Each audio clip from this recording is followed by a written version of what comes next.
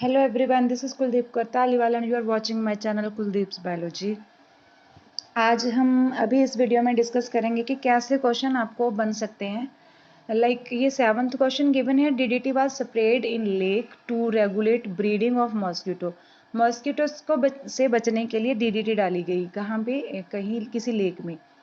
How would it effect the trophic level? ये traffic level को कैसे इफेक्ट करेगी? जैसे कि मैंने आपको कल वाली वीडियो में बायोमैग्निफिकेशन बताया था। तो जो एक्वेटिक एनवायरनमेंट है, अगर नीचे से हम ऊपर जाते हैं तो आगे आगे हाई ट्रॉफिक लेवल आता जाएगा।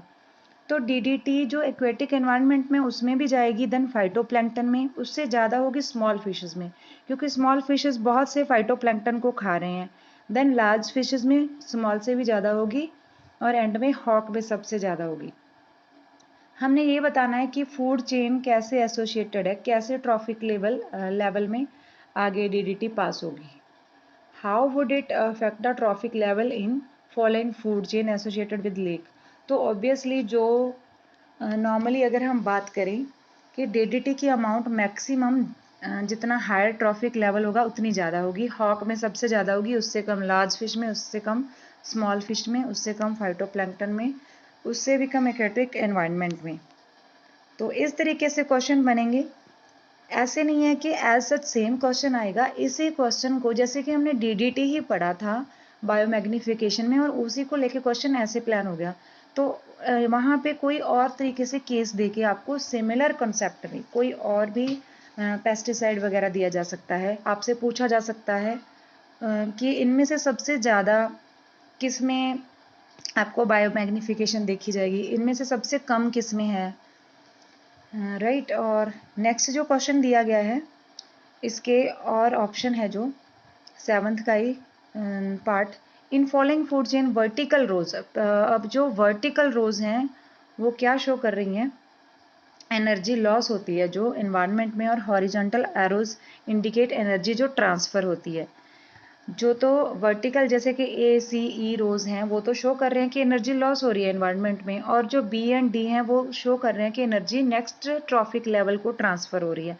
अब हमने बताना ये है which one of the 3 vertical arrows, जो 3 वर्टिकल एरो हैं A C E, and which of the 2 horizontal arrow B and D will represent more energy transfer? सबसे ज़्यादा एनर्जी ट्रांसफर कौन करेगा? ऑब्वियसली जो ग्रीन प्लांट है वो प्रोड्यूसर हैं, वो मैक्सिमम एनर्जी बना रहे हैं, तो वही जो है एनर्जी ट्रांसफ़र ज़्यादा करेंगे। बी वाला पार्ट हम कहेंगे, और ए वाला पार्ट एनवायरनमेंट में जो एनर्जी फ्लो होगी, तो maximum energy A and B में से ही होगी। ओके, नेक्स्ट ट्रॉफिक लेवल में अगर प्लांट्स ने जो भी एनर्जी बनाई है वो बी एरो से पास होगी, डीर के पास, तो मैक्सिमम एनर्जी ऑब्वियसली यहीं पे पास होगी। आगे जाते एनर्जी कम होती चली जाएगी 10% लॉ के अकॉर्डिंग। और आपको सिमिलर जो पिक्चर देके ये भी पूछा जा सकता है कि जो एनर्जी है कैसे डिक्रीज होती है। 10% लॉ आपको बताना हो सकता है, या फिर 10% लॉ का पूरा आपको गिवन होगा, आपको बताना होगा कि एनर्जी किस में मैक्सिमम है किस में मिनिमम है। ऐसे क्वेश्चन आएंगे। And next in this page chemistry के कुछ क्वेश्चन है। नेक्स्ट आगे बढ़ते हैं। हाँ जी, जो 4th क्वेश्चन यहाँ पे गिवन है, Rajesh observed a patch of greenish black powdery mass on stale piece of bread. जो एक स्टेल जो खराब हो चुका फूड है, काफ़ी बासी फूड है आप कह लो, कि उस पे ना ब्राउन कलर का, किस कलर का नहीं, ग्रीनिश ब्लैक पाउडरी मास देखा है किसने? राजेश ने। तो वो क्या होगा पहले तो यही बताना होगा। ए जो ऑप्शन है, name the organism responsible for this, कौन सा ऑर्गेनिज्म है जो इसके लिए रिस्पॉन्सिबल है? ऑब्वियसली फंजाई है, फंजाई में भी मोल्ड वगैरह होता है मेनली।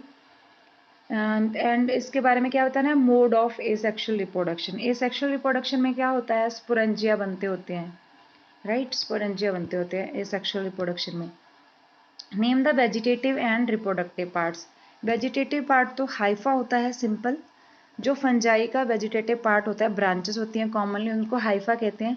जब उनके ऊपर, जो हमने डायग्राम ऑलरेडी कर भी रखी है, जो ग्लोबुलर शेप के स्पोरेंजिया होते हैं जिसके अंदर स्पोर होते हैं, वो रिप्रोडक्टिव पार्ट्स होते हैं, क्योंकि उनमें क्या होते हैं? स्पोर्स होते हैं।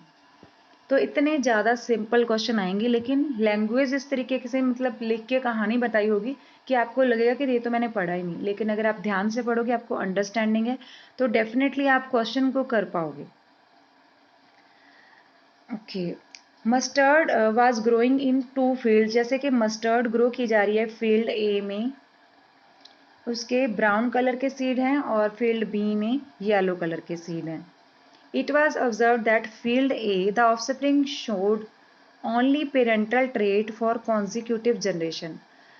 इन्होंने कहा कि जो A फील्ड है उसमें सिर्फ पेरेंटल ट्रेट ही देखने को मिल रही है लगातार, whereas B field majority of offspring show variation in progeny.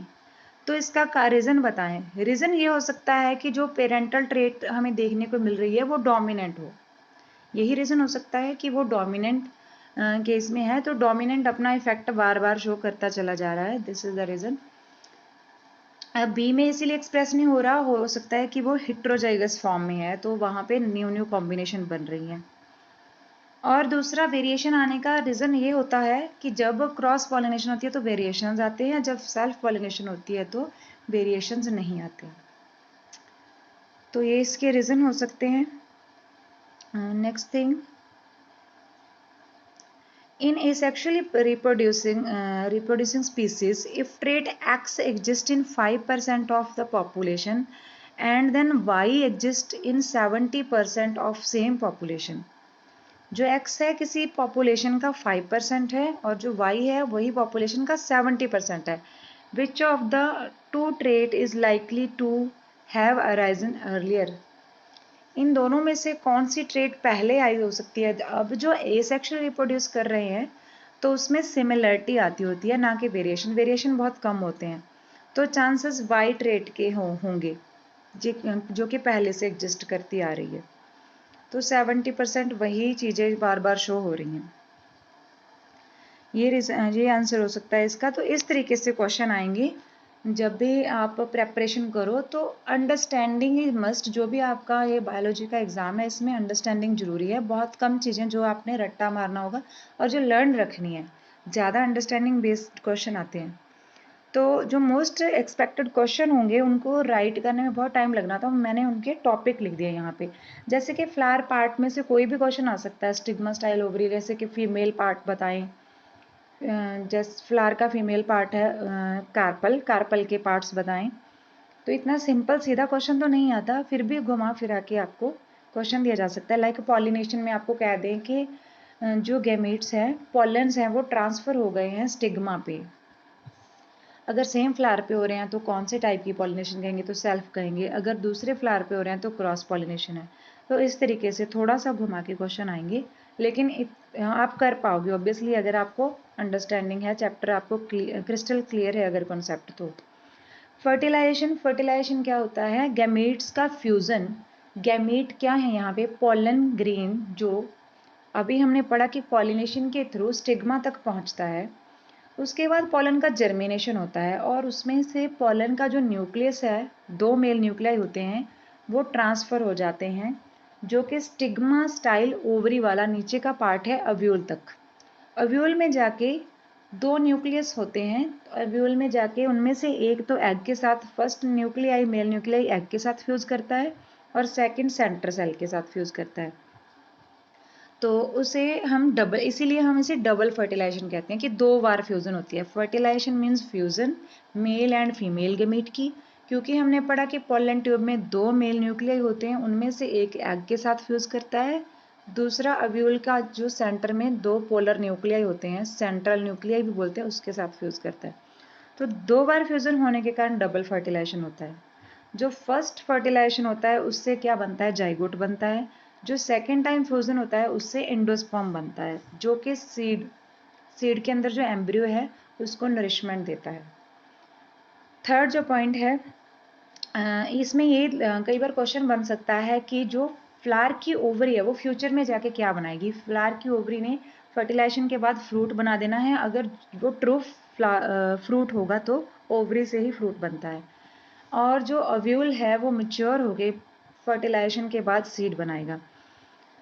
इसके अलावा ह्यूमन रिप्रोडक्टिव सिस्टम में से मेल रिप्रोडक्टिव सिस्टम के पार्ट्स, जैसे कि आपको पता होना चाहिए कि टेस्टिस है, उसके बाद एपिडाइडिमिस होता है, वास्ट डिफरेंस, ये पार्ट्स आपको पता होने चाहिए।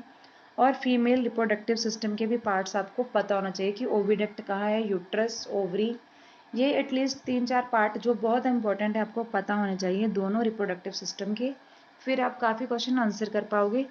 और इसके अलावा इसका एक पॉइंट मैंने लिखा नहीं यहाँ पे, वो है रिप्रोडक्टिव हेल्थ के में से है, जो कि हमने कल वीडियो की थी, उसमें पढ़ा था कि रिप्रोडक्टिव हेल्थ में कैसे जो रिप्रोडक्शन का प्रोसेस है, फर्टिलाइजेशन को अवॉइड किया जाता है, बैरियर क्रिएट किए जाते हैं, वो आपने फिर से पढ़ना है और उनमें से कंपैरिजन करना है।